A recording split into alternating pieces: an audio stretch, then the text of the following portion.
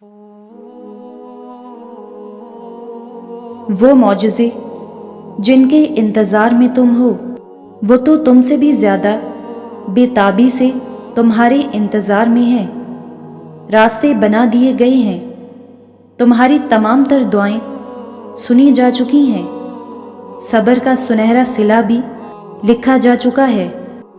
तुम्हारे आंसुओं की तमाम तर गिनती को याद रखते हुए खुशियों से भरा बाग भी तुम्हारे नाम लिखा जा चुका है।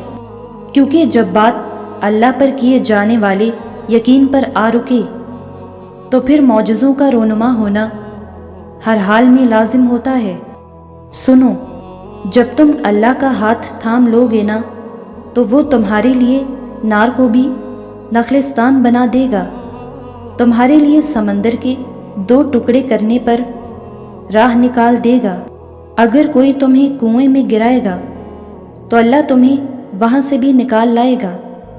तुम्हारी मदद के लिए फरिश्तों को भी भेजेगा। अगर तुम अल्लाह पे यकीन रखोगे तो वो तुम्हें वहां भी तन्हा नहीं छोड़ेगा जहां सब साथ छोड़ जाएंगे, और तुम्हें अपने होने का यकीन दिलाने के लिए ऐसे इशारे देगा कि तुम हैरान रह जाओगे। क्योंकि अल्लाह ताला साथ छोड़ने वालों में से नहीं बल्कि साथ निभाने वालों में से है। वो ज़ात जब फरमाएगी कुन तो कायनात का हर ज़र्रा तुम्हें तुम्हारी मंजिल की जानिब धकेलेगा। क्योंकि वही बेहतर जानता है कि उसने कब, कहाँ, कैसे और किस अनजान राह से तुम्हारे लिए वसीला पैदा करते हुए तुम्हारी ज़ुबान से ये कलिमात निकलवानी हैं कि ऐ अल्लाह, यहाँ से निकलती राह तो बिल्कुल वैसी ही है जैसे तूने हज़रत मूसा अलैहिस्सलाम को पार लगाने के लिए बनाई थी, दरिया के 2 टुकड़े करके। और सुनो, जब रास्ते तवील होने लगी और इंसान को ना चाहते हुए भी बेबसी के आलम में सब्र के कड़वे घूंट अपने हलक से नीचे उतारने पड़े, तो ऐसे में दिल का यूं परेशानी के आलम में घबराते हुए मछली की मानित फड़फड़ा जाना फितरी अमल होता है। और इस कैफियत के ज़ेरे असर आते ही अपना सर सजदे में झुकाते हुए आंखों से बहने वाले तमाम तर अश्कों की रवानी को वहीं बहा छोड़ें। क्योंकि जब तसल्लियाँ उस रहमान के अर्शों से उतरने लगें कि जिसकी बारगाह में आप अपना सर आजिज़ी के हमरा झुकाए बैठे हैं, तो फिर दिल हिम्मत के साथ सुकून पकड़ने लगता है। बस तकवा इख्तियार करने की देर है।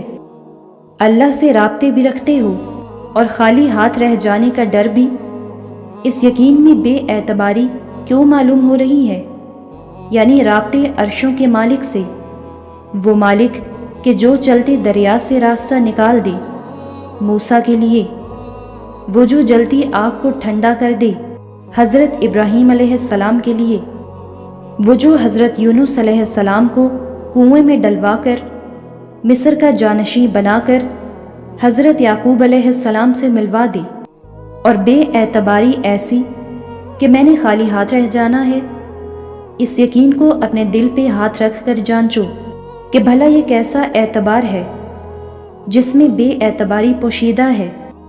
अरे सुनो, अल्लाह है ना, संभाल लेगा। ये एक जुमला ही अल्लाह के बंदे के दिल में उम्मीद का दिया रोशन कर देता है। क्योंकि अल्लाह का किसी मामले को संभालना मेरे तुम्हारे संभालने जैसा नहीं है, बल्कि जब अल्लाह के सुपुर्द मामले कर दिए जाते हैं तो फिर उलझने सुलझने लगती हैं, बेहतरीन दरवाजे खुलने लगते हैं, उससे लगाई गई उम्मीदें पूरा उतरने लगती हैं, मंजिलों तक ले जाने वाले रास्ते आसान होने लगते हैं, यानी अल्लाह की रहमतों के आसार नज़र आने लगते हैं।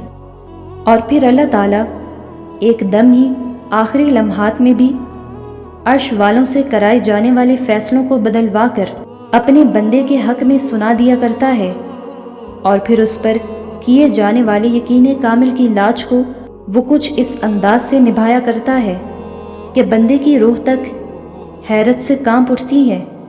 तुम बस अल्लाह पर यकीन कामिल रखो اور اللہ سے دعائیں مانگتے رہو، وہ رب تمہارے لیے بھی معجزہ فرمائے گا انشاءاللہ۔